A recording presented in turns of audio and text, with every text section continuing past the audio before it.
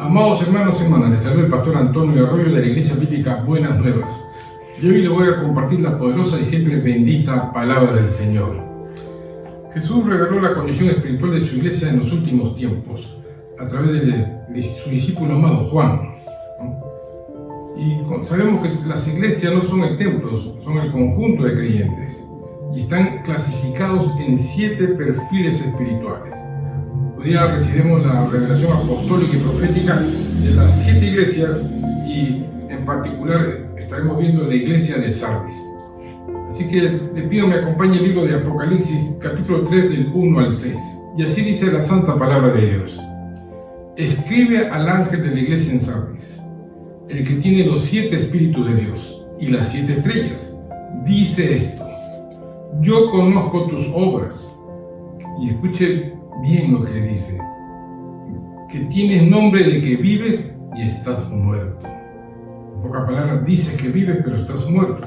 Sé vigilante y afirma las otras cosas que están para morir, porque no he hallado tus obras perfectas delante de Dios. Acuérdate pues de lo que has recibido y lo que has oído, y guárdalo y arrepiéntete, pues si no velas, vendré sobre ti como ladrón, y no sabrás a qué hora vendré sobre ti. Pero tienes unas pocas personas en Sardis, digamos pocas personas, que no han manchado sus vestiduras, y andarán conmigo en vestiduras blancas, porque son dignas. El que venciere será vestido de vestiduras blancas, y no borraré su nombre del libro de la vida. Es importante que sí, que si uno peca y continúa sin arrepentirse, su nombre será borrado del libro de la vida. Y confesaré su nombre delante de mi Padre y delante de sus ángeles. Hermanos, es importante mantenernos fieles hasta el final. El que tiene oído, oiga lo que el Espíritu dice a las iglesias. Ok, entonces hermanos, este es el mensaje que le dio Jesús a la iglesia de Sardis. Ahora escudriñamos las Santas Escrituras. Sardis, su nombre significa hablar. En griego prosoleo, hablar. Se encontraba aproximadamente esta ciudad a 35 kilómetros al suroeste de Tiatira. Fue la antigua capital del reino de Lidia. Estaba ubicado a la ladera del monte Temoro y protegida en sus 2 lados por el río Pactolo, que era un río aurífero, es decir, hermanos, contenía oro, por eso tenía mucho dinero, mucha riqueza, que era tributario del río Hemo, que actualmente se llama Gedis. Sardis fue edificado totalmente sobre la colina y provista de fuertes muros protectores. Más tarde se extendió hasta la llanura que se encuentra al pie. Su riqueza era legendaria y desde los tiempos de su rey Creso, ¿no?, se había acuñado la frase tan rico como Creso. Justamente fue en Sardis y en los tiempos de Creso que se empezó a acuñar por primera vez monedas de oro y de plata, dando inicio al dinero moderno. Artemisa, conocida como Diana por los romanos, era la diosa principal de la ciudad. El templo dedicado a ella en Sardis era uno de los 7 templos más grandes griegos, incluso era el doble del tamaño del Partenón.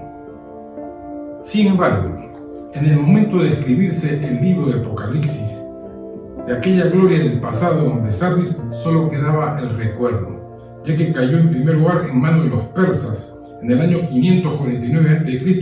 por el Ciro el Grande, y por segunda vez por Antíoco III el Grande en el año 218 a.C. Para el tiempo del Imperio Romano, el estancamiento y la decadencia se habían apoderado de ella, pero se enorgullecía de su pasado. En pocas palabras, vivía de los recuerdos pasados. Hermanos, debemos entender esto. La iglesia de Sardis se estableció como consecuencia del avivamiento espiritual que comenzó en Éfeso por el apóstol Pablo y se extendió por toda el Asia Menor. En un momento, en un tiempo, esta iglesia tuvo un avivamiento, pero no siguieron, no crecieron, no continuaron ese avivamiento. Y debemos entender de que un pozo de agua sin movimiento se estanca. Una planta sin agua no crece y se muere. Y esto es lo que le pasó a la iglesia de Sardis. Se quedaron viviendo de los recuerdos del pasado y no sembraron para el futuro.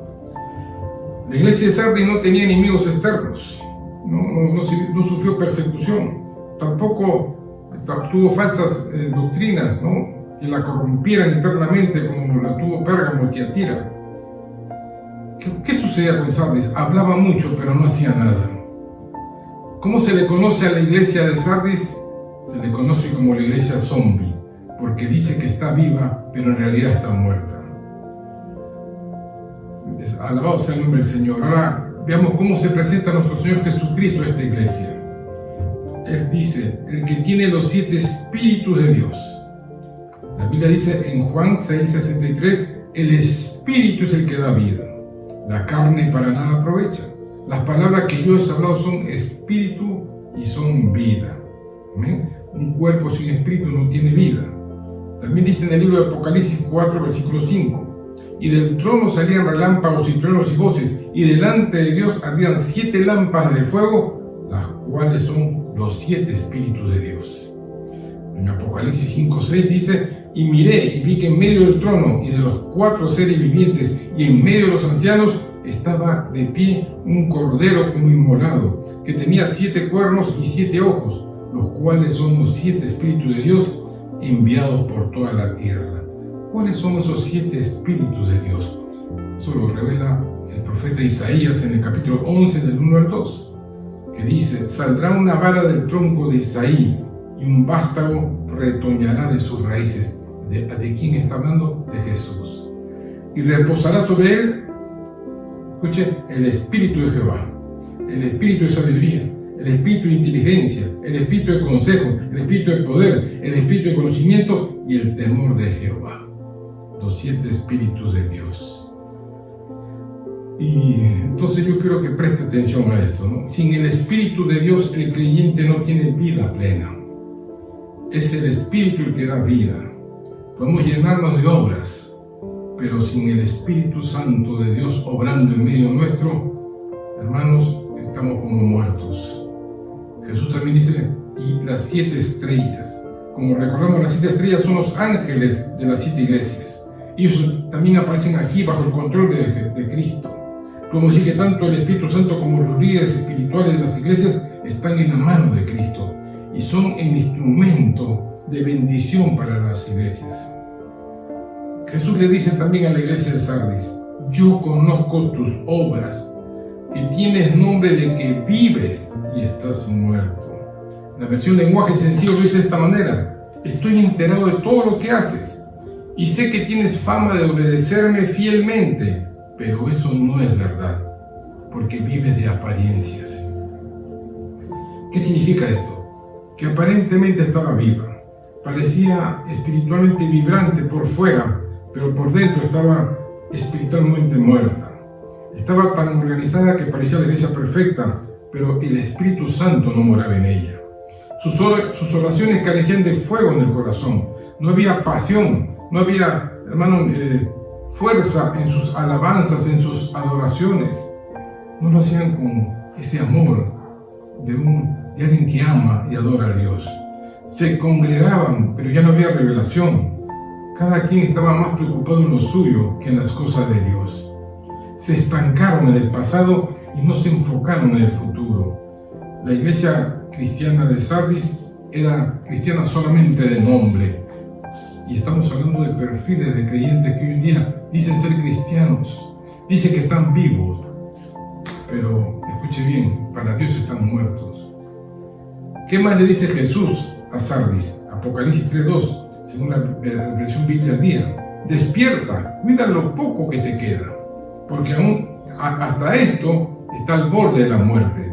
Según las normas divinas, tus actos no son del todo correctos, tus obras no son agradables ante los ojos de Dios.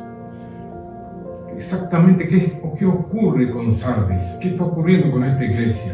No tenía problemas económicos, no sufría de persecuciones, no habían herejías, no habían doctrinas satánicas, no habían espíritus extraños en comparación con otras iglesias. Todo parecía estar bien. Son como aquellas iglesias que uno dice: esta es la iglesia de mis sueños. Todos quieren estar ahí. Por fuera todo parece bonito, tan bonito, todo organizado, todo muy bien. Pero ante los ojos de Dios está muerta. Tenía fama, tenía reputación, tenía muchas actividades, pero no tenía vida. La vida que agrada a Dios.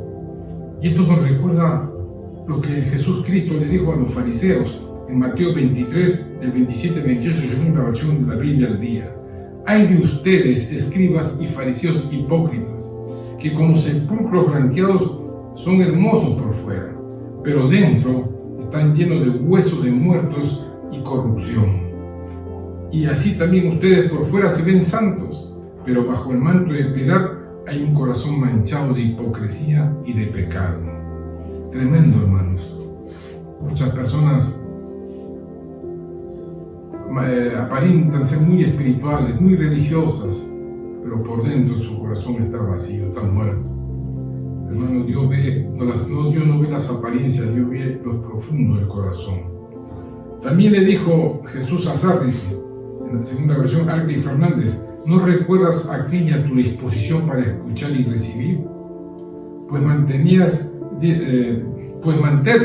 mantén esa misma disposición, y si es preciso, recupérala, porque si no despiertas, vendré a ti como un ladrón, sin que puedas saber a qué hora voy a llegar.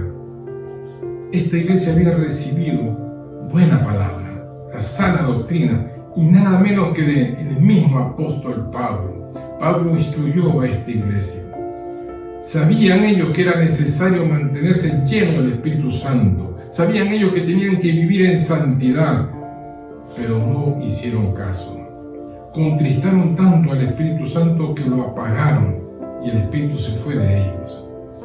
Y si no se arrepienten, no van a participar del arrebatamiento de la iglesia, tal como está escrito en 1 Tesalonicenses capítulo 5, versículo 2, que dice: porque vosotros sabéis perfectamente que el día del Señor vendrá como ladrón en la noche. Hermanos, eso va a ser para aquellos que no estén en comunión con Dios. Los hijos de Dios van a saber exactamente cuándo viene el Señor. Pero también en Sardis, gracias a Dios, había un remanente santo. Dice, según la versión bíblica del día, no obstante, hay en Sardis algunas personas que no han manchado su ropa con la suciedad del mundo. Por eso son dignas. Caminarán a mi lado vestidos de blanco. Hermanos, no se trata en sí de la ropa, se trata de vivir en santidad, en pureza. Estas pocas personas en Sardis servían a Dios con sinceridad. En Eclesiastés 9:8 dice: en todo tiempo sean blancos tus vestidos y nunca falte ungüento sobre tu cabeza. En todo tiempo camina en santidad y que no falte el aceite del Espíritu Santo sobre ti. Eso es lo que está diciéndole el Señor a Sardis. Pero también hay palabras de Jesús a los vencedores, porque siempre en la iglesia de nuestro Señor Jesucristo hay vencedores. Y les dice: el que venciere será vestido de vestiduras blancas, y no borraré su nombre del libro de la vida, y confesaré su nombre delante de mi Padre y delante de sus ángeles. Y debemos aprender esto: solo se puede entrar al reino de Dios con ropas blancas. ¿Por qué? Porque sin santidad nadie verá al Señor. ¿Quién entrará a la intimidad de Dios? Solo el que limpia su camino, el que es puro. Hermanos míos, usted dirá: es una utopía, no se puede. Todos lo podemos en Cristo Jesús. El Espíritu Santo, su nombre, su Espíritu Santo nos limpia y nos purifica toda la suciedad. Los vestidos blancos también hablan de nuestro matrimonio con Jesucristo. En las bodas del Cordero estaremos con vestidos blancos. Y qué importante es que nuestro nombre esté inscrito en el libro de la vida. Un día Jesús mandó a sus discípulos a echar fuera demonios y regresaron y se alegraron. En tu nombre los demonios se iban, en tu nombre los demonios salían, ¿no? Pero Jesús le dijo: no se alegren por eso, alégrense que su nombre esté inscrito en el libro de la vida. ¿Por qué?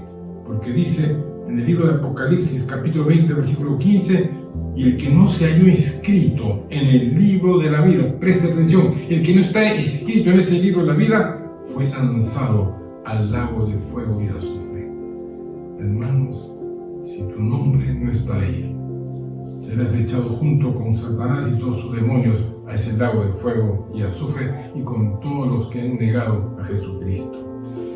Sardis recibió una dura reprimenda de Jesucristo, pero la Biblia también me dice que mientras hay vida, hay esperanza. más vale perro vivo que león muerto. Cristo en nosotros, la esperanza de gloria.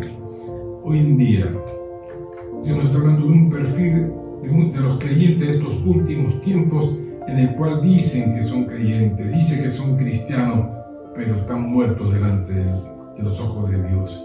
Dios nos libre de eso.